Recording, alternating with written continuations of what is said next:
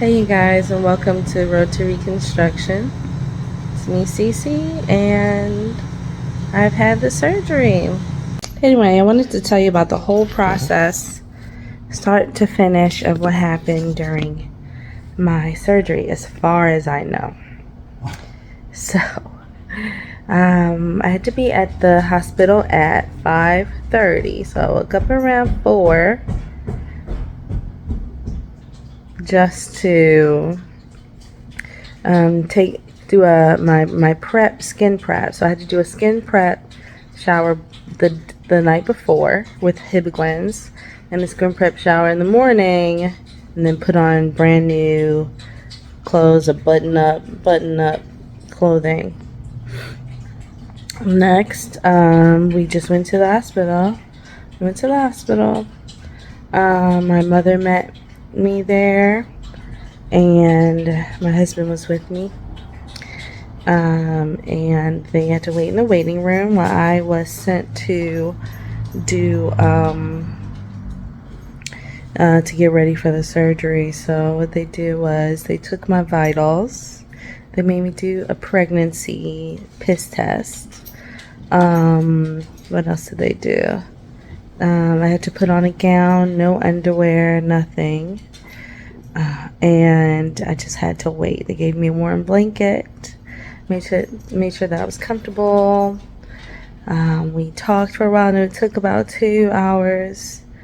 And then around 7 o'clock, 7:15, my doctor came in and started to prep me for the surgery. He drew on me. I don't know if you can see it still, but he drew on the clavicle, I guess that was called, collarbone, and then down. And then he drew on my belly. Just trying to get like all the measurements right. I believe he did an anchor incision. So he went around the nipple and then did a triangle thing on both sides, and that part was a bit painful because he was like taking your boob and like wrenching it up here and squeezing it and trying to figure out what type of shape that he could make that would be pleasing to me. And he would ask about he would ask for my input if I thought, but like, how would I know? But anyway, the whole deal is that I would be a D plus or a double D. That was my thing, So I'm trying to keep my curves. But anyway, so he did a bunch of squeezing and pinching, and he pulled the nipple, just trying to see the bottom of the boob and trying to see what type of where he should lay these marks. So that it would be symmetrical. The last thing he said to me was, just remember, they are sisters, not twins. And that kind of worried me a little bit. That did kind of worry me. But I just felt like he was going to get as close as he humanly could to doing a great job. Okay? So I feel very safe in the hands of my surgeon. So anyway, they did an IV on me. In this arm, they did in this arm, and that wasn't too bad. They put it in the hand. They put a monitor also on my finger, like on my hand. And so they monitored my heart rate, and they said, it's not that bad. It's not that bad. You're okay. Because I'm always like on the line of being what do they call that? When your heart's bad. Oh, high cholesterol. High cholesterol? I don't know.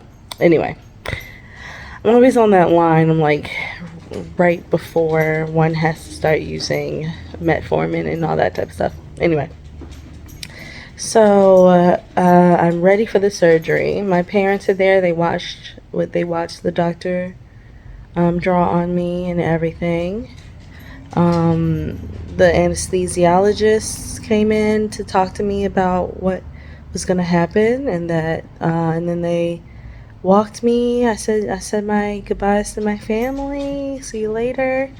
And they were escorted out to the waiting room, and I was escorted to the OR. I got to see the OR. It was pretty great looking. I don't know. None of that matters. Okay, none of it matters. All that matters is your doctor and what your doctor can do for you. So, but what did matter to me was the way that the staff was treating me.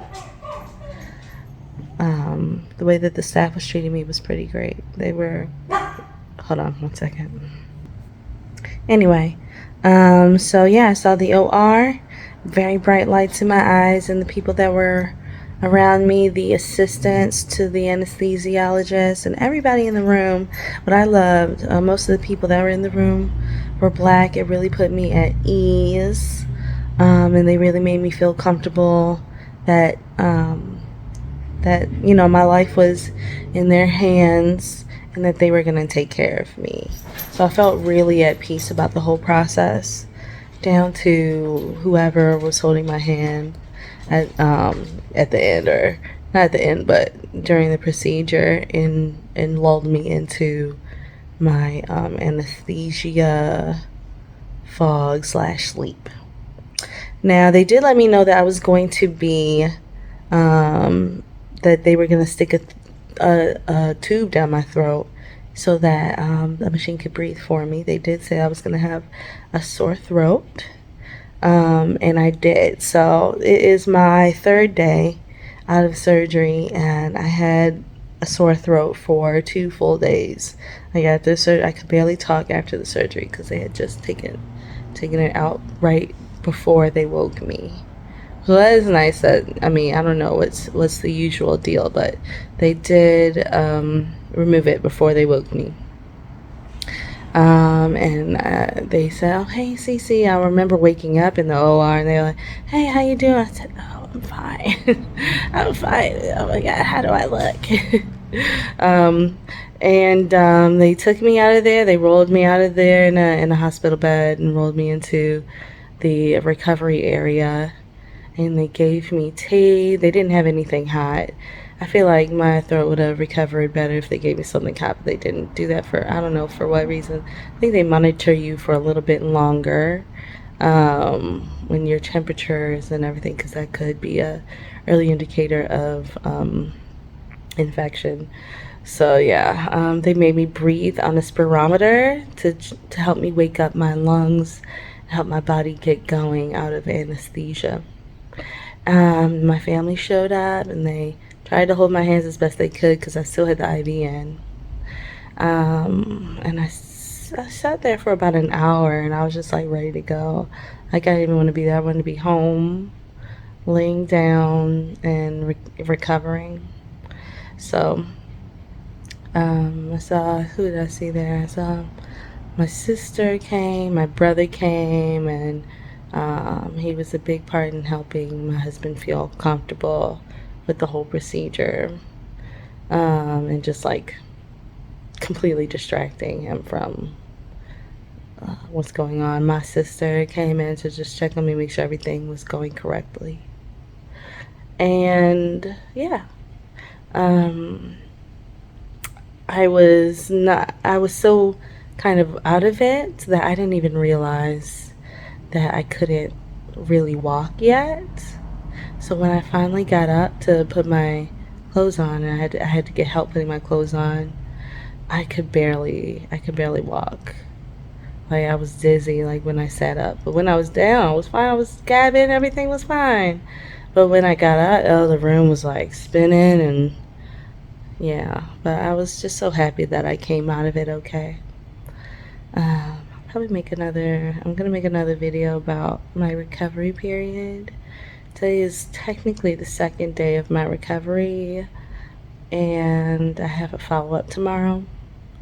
And I'm not gonna lie, I'm in a lot of pain, and I'll talk to you guys more about that I don't know the date.